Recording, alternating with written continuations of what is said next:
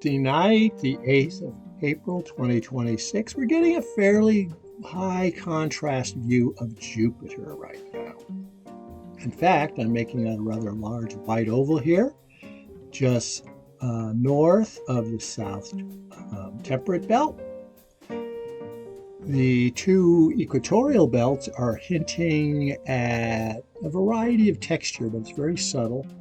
And there seems to be a shadow right across almost the central meridian of Jupiter.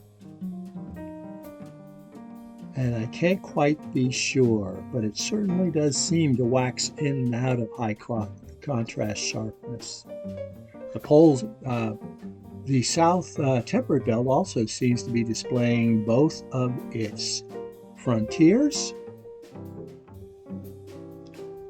And of course, the polar caps tend to get fairly low brightness because they're reflecting light away from the sun more towards the north and the south.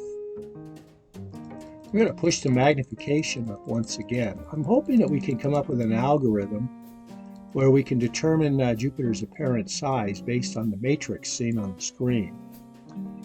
But it gets a little challenging sometimes to actually be able to count the number of matrices right across the equatorial zone.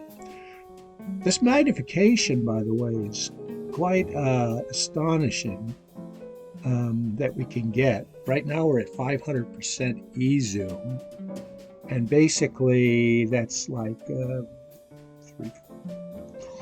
150 per 100. It's like 900x, and it almost seems impossible to me to do that. Ideally, we would have a perfectly stable atmosphere so that any low contrast features would reveal themselves. In fact, the other night I thought I saw the great red spot again, and it wasn't on the usual 12-day schedule. So I got to work with that issue a little bit. In fact, it was only 3 or 4 days after the last view. But it would seem to me that I could do the math again once again and determine whether or not it will appear at any point. However, it did appear fairly close to the central meridian. So anyway, so that's a quick view of Jupiter. And it's really intriguing. This little black shadowy spot seems to see two of them at the same time.